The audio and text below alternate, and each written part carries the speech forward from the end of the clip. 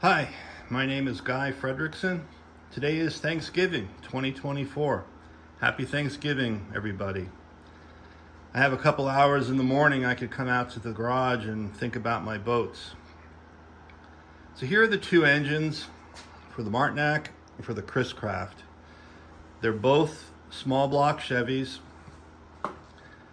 To make a long story short, the engine that came with the Chris-Craft was too badly corroded on the water cooling side to save, so I had to get a new block. So I bought this from Van Ness Engineering, David Van Ness, back east. So this is set up as a 350, I think 220 horsepower, and a couple of modifications were done to it to make it suitable for the Chris-Craft.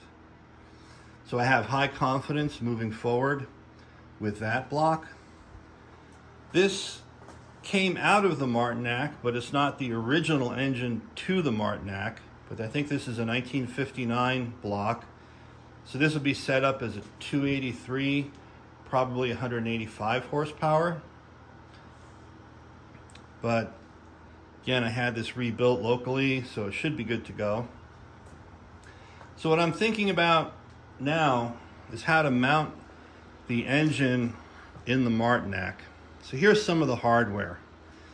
So these are the cast iron transition pieces that allow the transmission to be mounted to the engine block. And they also provide the rear mounting points for the engine. Of course, back there are the oil pans. So this boat, the transmission was a Paragon HF2B. It's an early hydraulic transmission. And that's it back here. But everything looks good in it mechanically. And then the Chris-Craft transmission was a Paragon 2XE-472. Very common transmission on a lot of Chris-Crafts. So this was a early hydraulic transmission, and this is a manual transmission with the shift lever. What I was hoping is that I could mount the engine inside the Martinak the exact same way the engine is mounted inside the Chris-Craft. So here's the mounting hardware. The rear of the engine back here, front of the engine up here. So moving forward with the Chris-Craft is no problem. Everything's going to go back in the way it came out. But it's not going to be as simple moving forward with the engine for the Martinak. So here's a line I drew on the paper. So I lined up these bolt holes above that line here and here. So these are sitting at a common elevation. And you can see the difference in the elevation between the anchor points. But they're the same otherwise. There's 2¼ inches space between these two bolt holes, and the same here.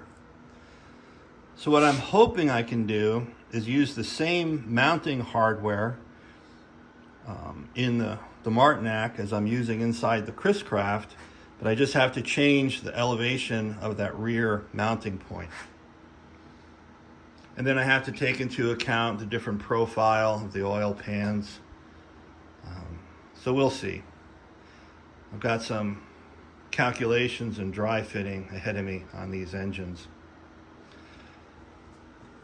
This transition piece, the original one, was aluminum.